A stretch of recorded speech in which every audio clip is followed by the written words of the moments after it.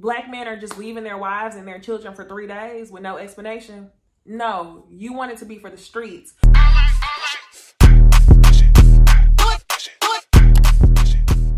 Hey y'all, it's NeceyDixon. Welcome back to my YouTube channel. If you are new here, welcome. Go ahead and hit the subscribe button so you don't miss another video.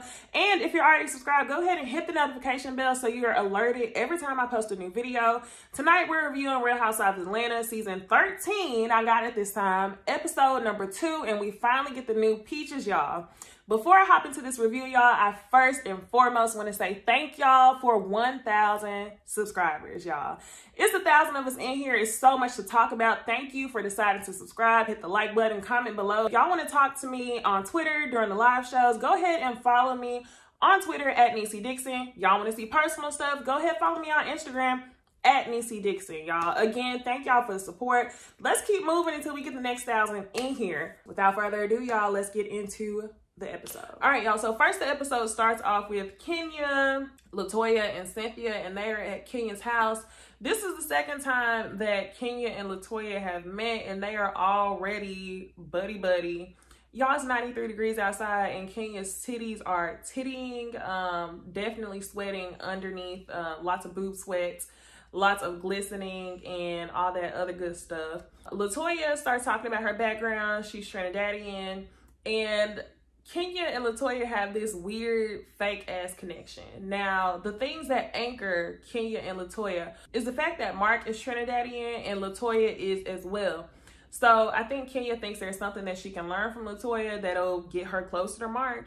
And also the other thing that brings them together is that they are both separated. They're not divorced, they're in limbo. So Latoya explains that her husband lives with her.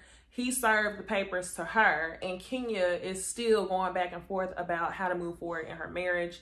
Cynthia kind of feels some type of way about the fast friendship.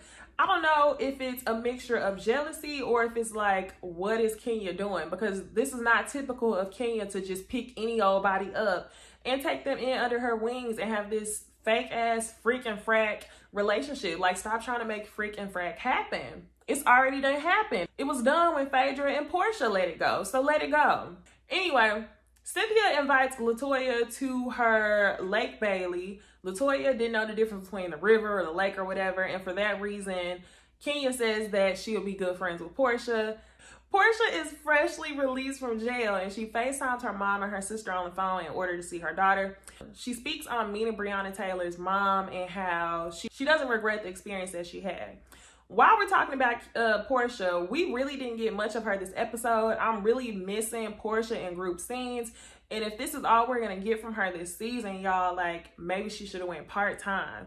So I'm really hoping that they bring more. But what else we get from Portia is she finally touches on her relationship with Dennis. When she comes home, she has a conversation with her mom, speaking about how quarantine has affected their relationship. She used the word toxic, saying that a lot of little stuff will set them off. Like, why didn't you put this dish here? And it will just completely turn stuff toxic for them. She also mentions that Dennis has his place in the city and that he lives there too. Then she started saying something about their relationship changing and it has to evolve and that they're planning for a wedding, and it's just lots of confusion, y'all. Now, I know that lots of couples have been through during quarantine, but y'all, we know that Dennis and Portia were already on a rocky boat before we got into quarantine. So I don't know if I want to say I hope that this is something that we get to talk about this season. It would be nice just to get clarity or a closure on Dennis and Portia. That's what I'm going to say. So next, y'all, Cynthia and Drew meet up for dinner. And Drew touches on, you know, how they know each other. They know each other through Eva. Drew is an actress. Y'all know her from the game. And yeah, so she's talking about being an actress, and Cynthia trying to ask her if she knows Kenya, because Kenya is also an actress. Where? Kenya has acted. Kenya has had cameos, but does that make her an actress? Nah, I don't think so. So Drew respectfully says, you know, I don't think we have mutual friends. We may have mutual friends, but we're usually going for different roles. She'll probably go for an older role. I'll go for a younger role. And it was extremely reminiscent of the Eva and Kenya situation when it came to Eva calling Cynthia a veteran. So it was just real funny to see this play out. again, but with different people. So they rewind to Drew's house once Drew touches on her marriage, and it is her anniversary with her husband Ralph. They've been together for 6 years, and Drew's mom lives with them. So Drew's mom is delivering flowers and singing happy anniversary, while her husband Ralph is walking behind with 2 little bitty ass champagne flutes of mimosas. So Ralph, like, this is petty AF, but once you showed your ass at the end of the episode, like, I have to bring this up. You shouldn't have had your mother-in-law carrying that heavy-ass glass of flowers. You should have carried the flowers, carried the breakfast, and then you could have had your mother-in-law carry the light champagne flutes. Yeah, whatever. Their marriage has been rocky. They touch on that. Let's go ahead and hop into Riley. Riley is graduating, y'all. Not really much has gone on. Kandi, damn y'all, it's way too many names. Kandi is talking about her graduation from high school. She was in Escape at the time. And Mama Joyce is funny, y'all. She done called the thing Covert 19. She's actually trending on Twitter for saying Covert 19. When Riley comes home from graduation, Kandi welcomes her with some flowers. She shows her the diploma, and Riley, like a rich kid, says, "Thank you for the flowers, but I really would have liked some money instead." And out of all people, y'all, Todd, the one who thinks that you should work for money, like he told his daughter Kayla, hands her a whole band of money for her graduation. He says it's something to get her started. So I think it's nice that Riley got that gift. However, this situation made me think about whenever Kayla moved in with Kandi and Todd wanted her to all out go get a job, and y'all got buku money. Now, Riley and Kayla were raised differently, but it just don't sit right seeing you hand the band to Riley. Meanwhile, your daughter gotta work and get everything on her own. So y'all, at Cynthia's house, Lake Bailey, the ladies arrive, fake freaking frack. Kenya and Latoya are showing up together, and they acting like BFFs, y'all. Keep in mind, this is only the 3rd time that they have even been around each other, and all of a sudden they on some high school shit. They're best friends. Kenya always has a way of shading Cynthia in a mean girl way where it's the truth. Like, it's not a joke. It's the truth. So Cynthia, with her clown mask on like she always has on for Kenya, basically just laughs it off. So Kenya talks about the fake plants, and then Latoya starts talking about the fake grapes on her platters, and Cynthia's like, hold on, Latoya, like, I'm still getting to know you. So Cynthia kind of has her eyes open with Latoya. I think she can see that Latoya is trying really hard, and she can also see that Latoya might snatch her friend Kenya up. So Marlo arrives, and Marlo has her mask on. We talked about this in the last review. If y'all haven't seen it, go watch that. Marlo shows up with her mask on. She is the Covet Warrior, just like me. And Cynthia decides to sit her next to Kenya. Cynthia says, "Oh, I'm sure y'all can be ladies, or you can be ladies, you can be cordial." Kenya says something like, "Some of us act like ladies and some of us really are." So that was the beginning of the shade. That goes all night long. Marlo also wins shade of the night when it comes to Kenya. Number one, whenever Drew arrives, she asks Drew, "Are you currently acting?" Drew says yes. And Marlo says, "Okay, well, that's good, because then maybe you can get Kenya some current jobs." And that's exactly what the fuck I mean, y'all. What have y'all seen Kenya in? The last thing that I seen her in was that little Jamaican play that Cynthia and Peter were doing in season 6 or 7. Like, it was a long time ago. It might have been 9. I'll give you 9. But it's been a long time since I've seen her act in anything. And then the second thing Marlo does is, in the kitchen, Marlo tells Latoya, "Don't tell Kenya any of your business. She can't keep a man if Jesus paid her to do it." And when she said that, I screamed. So Marlo, please continue to be on my TV screen every single Sunday night. I don't care if you have a peach or not at this point. Like, I can live with you not having a peach. Do you deserve a peach? Absolutely. But I don't care as long as you're on my TV screen every Sunday night. So let's talk about the arrival of Drew. Drew shows up with her husband. None of the other ladies brought their husband there. Keep in mind, Mike is there. So initially I was like, why is he there? But then once Cynthia talked to the confessional people and said that Ralph and Mike hit it off, I was like, okay, it makes sense. Now, y'all, the other thing I want to call out is that the folks on Twitter are saying that Ralph is the best looking house husband of all the franchises. And I don't know. I don't really see that. I don't really see that. Do y'all disagree? Do y'all think he is? Comment below. Tell me what y'all think about Ralph looks. And then we're going to get into Ralph showing his ass. So Drew shows up. She's being friendly. And immediately as she shows up, LaToya leans over to Kenya and says something like she has a pet on her head. And Kenya in her confessional is saying, who is she? I'm unimpressed. Cynthia is just picking up strays off the street. Like, a stray? Kenya, like, girl, you are doing way too much. I don't know who you and LaToya think y'all are. Y'all are just real mean girl high school. And I cannot wait for Drew and Portia to get together and turn up on that ass and finally show y'all that they are not the ones to be messed with, okay? So Drew keeps it respectful, although she definitely notices the shade. So the ladies get to talking, and LaToya brings up how her first car was from a sugar daddy.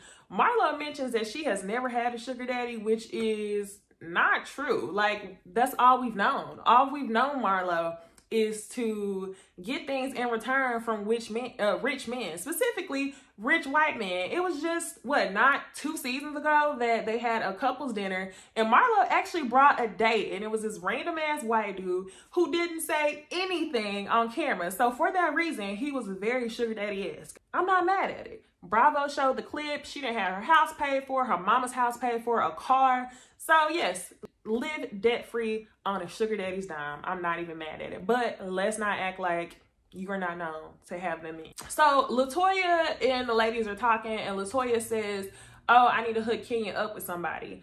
And Drew says, okay, but she's married. And then they have the discussion over separated or together, yada, yada, yada. LaToya thinks that if you're separated, you can free roam. Her plan is to be separated from her husband for 1 year so she can be for the streets. And then that they're going to get back together. Drew is basically saying it doesn't make any sense at all. And I'm a Drew. What did you get married for? Go ahead and get a divorce. LaToya's only argument is that, but you're separated. Bet you're separated. So LaToya, you seem like an airhead. You seem like you want to be liked. You seem like a follower. You seem real high schooly. And I can't. That was enough for me. As soon as you talked about Drew when she walked through the door, I was like, okay, that was enough for me. I'm good on LaToya. So another thing, Drew finally opens up about her relationship on camera and with the other women. And I hate to say it, but y'all, this was a lot for a debut episode for Drew to be talking about the details of her marriage like that. So her husband left the house last week, the week before their anniversary, and he was gone for 3 days. So y'all, initially seeing the previews, I literally thought that maybe this was months prior that he was gone for so many days.